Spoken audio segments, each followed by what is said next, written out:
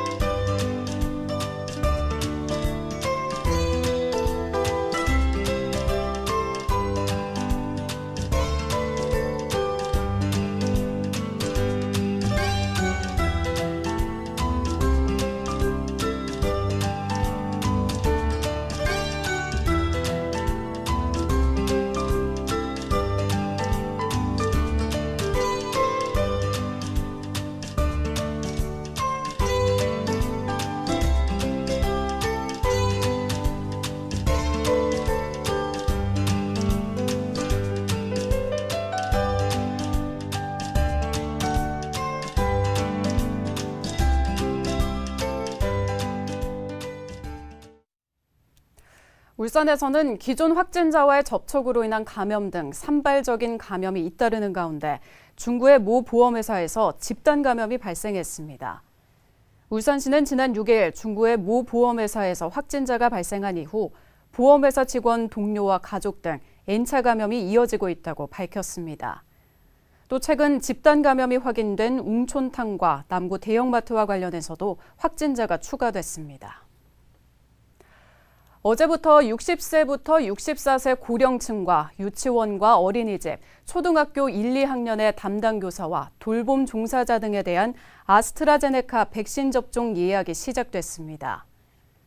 접종 예약은 온라인 사전 예약 누리집과 질병관리청 감염병 전문 콜센터를 통해 가능하며 고령층의 경우 자녀나 보호자 등의 대신 예약도 가능합니다. 오늘부터는 아스트라제네카 백신 2차 접종이 시작되며 1차 접종을 받은 30세 미만 접종자는 본인 의사에 따라 접종 여부를 결정할 수 있습니다. 한편 울산시는 울산의 코로나19 백신 접종률이 11일 0시 기준 1차는 62%로 전국 17개 시도 중 네 번째로 높고 2차 접종률은 14.3%로 세종시 다음으로 전국에서 두 번째로 높다고 밝혔습니다. 교육부가 올해 2학기부터 유치원과 초중고등학교 전 학년의 전면 등교 수업을 추진합니다. 교육부는 최근 방역당국이 7월부터 수정 보완된 코로나19 사회적 거리두기 체계를 발표함에 따라 교육당국도 새 거리두기 개편과 학사 운영 지침을 수정하고 2학기가 시작되는 9월부터 적용할 계획이라고 밝혔습니다. 울산시 교육청도 현재 울산의 코로나19 확산세가 거세지만 2학기가 시작되는 시기에는 어느 정도 진정될 것으로 전망하고 교육부 방침에 따라 전면 등교 수업 방침을 세우고 있다고 설명했습니다. 교육부는 앞서 올해 초 학사 운영 방침을 발표한 이후 등교 확대 방침을 계속 밝혀왔으며 울산교육청도 교육부와 같은 기조로 현재까지 등교 수업을 원칙으로 하고 있습니다. 코로나19 대응 1년을 맞아 행안부가 실시한 유공자 표창에서 울산 시민 14명과 단체 6곳이 장관 표창을 수상했습니다. 김진호 울산대병원 시설팀장과 이호진 세민병원 의료봉사단장, 박유진 발달장애인 평생교육센터장 등 14명이 행안부 장관 표창을 받았고 한국동서발전과 울산시 재난전문자원봉사단 등 6곳이 단체 표창을 받았습니다. 이들은 방역과 무료급식, 복지 사각지대 발굴과 재난지원금 배부 지원 등 다양한 분야에서 활동한 공적을 인정받았습니다. 현대중공업이 코로나19 감염자 조기 발견을 위해 자가검사 키트를 활용한 진단검사를 시행합니다. 현대중공업은 최근 지역 내 코로나19 확산세가 좀처럼 수그러들지 않는 상황 속에서 선제적인 예방을 통한 감염병 확산을 막기 위해 자가검사 키트를 도입했다고 밝혔습니다. 자가검사 키트는 지난달 정부가 조건부로 사용을 승인한 코로나19 검사 방식으로 코 2에서 3cm 안쪽 표면 검체를 채취해 의료인이 아닌 일반인도 누구나 쉽고 간편하게 사용할 수 있습니다. 현대중공업은 향후 자가검사 대상자를 선박 시운전 승선인원 전원으로 확대할 계획이라고 설명했습니다. 울산이 동해안에서는 최초로 국제철새도시로 인정받았습니다. 태화강과 회왕강, 회야호와 서남호 등이 철새가 이동하는 경로로 등재됐습니다. 김영환 기자가 보도합니다. 울산 태화강에서 관찰된 외가리의 번식과 성장 과정. 태화강은 여름철 희귀철새인 장다리 물대새가 먹이 활동을 하고 겨울철 철새인 떼까마귀의 화려한 군무도 펼쳐집니다. 해마다 수십만 마리의 철새가 찾는 울산이 국제 철새 이동 경로 네트워크 사이트에 등재됐습니다. 등재 면적은 태화강과 회야호, 서남호 등 57.59제곱킬로미터에 달합니다. 동아시아 대양주 철새 이동 경로 파트너십으로부터 국제 철새 도시 공식 인증서도 받았습니다. 세계에서 150번째 이동 경로 등재며 국내에서는 갯벌이 없는 동해안에서 최초입니다. As a new flyway network site, Tara River will be a nurturing and feeding place for tens of thousands of migratory water birds. The river and other wetlands will be protected not only for birds but also for the local citizens and it will improve the quality of life in the city. 울산시는 철새 보호 의지를 기록하기 위해 시청 내 정원에 조형물과 동판을 설치했습니다. 동판에는 태화강에 서식하는 철새의 종류와 극동지방과 동아시아를 거치는 이동 경로가 새겨졌습니다. 등재 이후 앞으로가 더 중요합니다. 시민과 기업, 환경 모두 주체가 돼서 서식지를 비롯한 자연환경을 잘 지켜나가자는 말씀을 드립니다. 현대차와 S-오일, 경동도시가스 등 기업들도 철새보호 플랫폼 구축에 동참하기로 했습니다. 울산시는 시민 그리고 기업체와 함께 철새가 서식하기 좋은 환경 조성에 나설 방침입니다. JCN 뉴스 김영원입니다. 아열대 조류인 가칭 적갈색 따오기가 우리나라에서는 세 번째로 울주군에서 관찰됐습니다. 국내 미기록정으로 이름이 없고 따오기가로 젓갈색이 빛나 가칭으로 이름이 붙었으며 광택이 나는 따오기로 불리기도 합니다. 울산시는 지난 5월 8일과 9일 이틀간 울주군 회양강 인근 논에서 젓갈색 따오기가 먹이 활동을 하는 모습을 한 사진작가가 포착했다고 밝혔습니다. 울산시는 청정한 논 환경이 유지되면 다시 찾을 것으로 예상하고 있습니다. 울산시가 반고대 암각화의 보존을 위해 3D 정밀 안전관리 모니터링을 추진합니다. 울산시에 따르면 2억 원을 들여 반고대 암각화 3D 정밀 안전관리 모니터링 용역을 추진 중입니다. 울산시는 이번 용역에서 반고대 암각화와 천전리각석의 안면 세척과 3D 스캔을 통해 현 상태에 대한 정밀 분석과 변화 정도 등을 확인하고 세계유산 등재 기준에 부합하는 체계적이고 지속적인 보존관리 방안을 제시할 계획입니다. 울산시는 6월부터 모니터링에 들어가 내년 3월에 완료할 예정입니다. 울산시의회에 배정된 자치경찰위원회 인사 추천을 민주당이 독단으로 추천한 것과 관련해 국민의힘 시의원들이 비난의 입장을 밝혔습니다.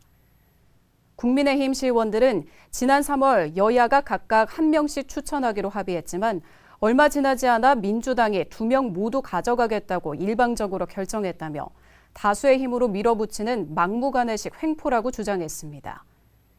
국민의힘 시의원들은 이어 합의제 행정기구는 독립성과 공평성을 요하는 기관인 만큼 일방적이고 독단적인 결정은 철회돼야 한다고 강조했습니다. 15,000여 세대가 들어서는 선바위 공공주택지구가 친환경 생태도시로 조성될 전망입니다. 국민의힘 서범수 국회의원은 지난 12일 국토교통부 공공주택 추진단으로부터 업무 보고를 받는 자리에서 국토부 측이 2030년 준공을 목표로 사업을 추진하고 태화강 선바위 등 주변과 조화되는 친환경 생태도시를 조성하겠다는 계획을 밝혔다고 말했습니다. 또 3만 7천여 명의 신규 인구 유입이 예상되는 만큼 국도 24호선 도로의 6차선 확장과 사업지구에서 구형지구 뒤편으로 우회도로 개설, 두동로 확장과 범서교차로 개선 등 광역교통 개선 대책을 진행하기로 했다고 밝혔습니다. JCN 울산중앙방송과 현대예술관이 지역 문화예술 저변 확대를 위해 협력하기로 협약을 체결했습니다.